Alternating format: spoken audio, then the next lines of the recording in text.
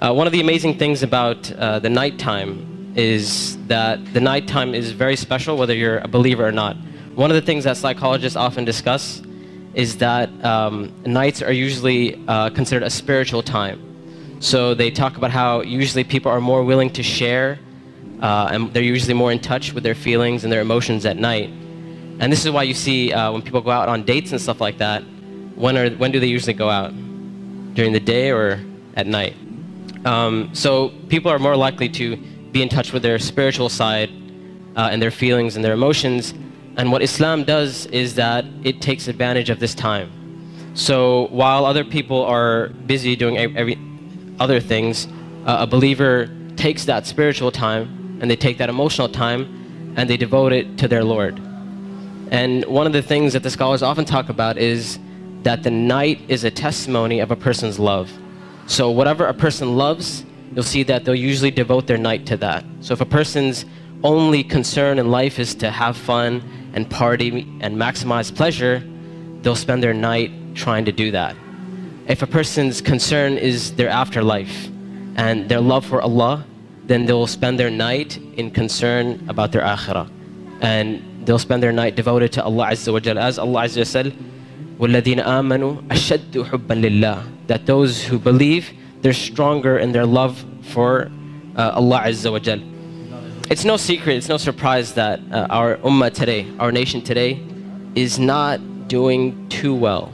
And I hate to be negative, I hate to be negative about issues, but this is just a reality. And the point isn't for us to become depressed and say we're a goner and there's nothing we can do. The point is, how do we bring ourselves out of this situation, and how do we become like the companions radiallahu ta'ala anhum?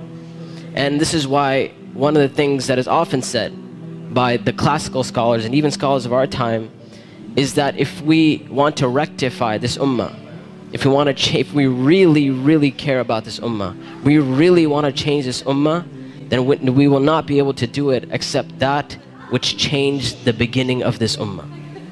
Meaning, if we really care, we really want the ummah to progress. Now, we're Muslims living in the West and we care about Muslims in America, and we really want Muslims to be in a better state, then we have to look at the sunnah of the Prophet ﷺ and how the companions did it. And it is in that we're going to find our ummah come to life. And the thing about the companions, like I mentioned, is that what they had and what is missing from our time is that attribute of going above and beyond the bare minimum. Ibn Abbas radiallahu ta'ala anhuma, he says about the companions, he said, I did not see a single companion. He said, I did not see a single companion except that they would take something from the night. Meaning they would pray some type of Qiyam al-Layl. And one of the most oft questions I get from young people is, you know what, my iman is just not doing too well. Like, I have a dip in my iman and I just don't feel it anymore. Or a lot of times people who start practicing Islam, they'll have this iman high and they're doing really, really well, and then a time will come where they'll be like, it just doesn't feel the same anymore. Or a lot of times reverts and converts will say, when I first became Muslim, it was the most amazing experience of my life, and I want that back. I want that experience back. And one of the first questions I ask these people is, how is your connection with Allah? How is your Qiyam al-Layl? When was the last time you got up in the middle of the night or in the last third of the night to pray to your Lord? And if the answer usually is, well, I don't really do that. I just try to do my 5 daily prayers. I'm just happy if I can get that in. And I tell them, I say, listen, if you're cutting off your connection with Allah, how are you going to get better? You can't expect your iman to just get fixed all of a sudden on its own. It's not going to happen. You have to take steps for you to become a better Muslim. You have to take steps to reach that level of iman.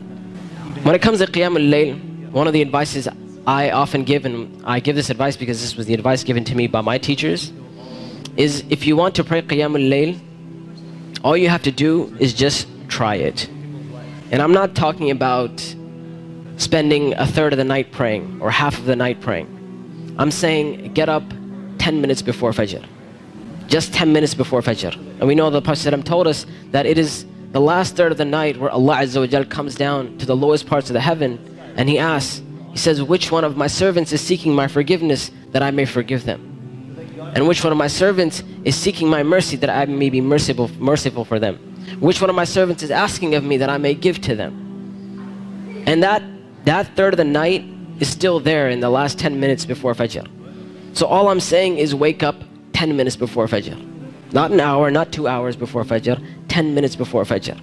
And try and pray Qiyamul Layl. And experience this amazing spiritual nature that Allah Azza wa Jal has given us. This blessing that Allah Azza wa Jal has given us. And when you get up in the night, number one, you'll see your heart transform. You'll feel your heart unlike you've ever felt it before.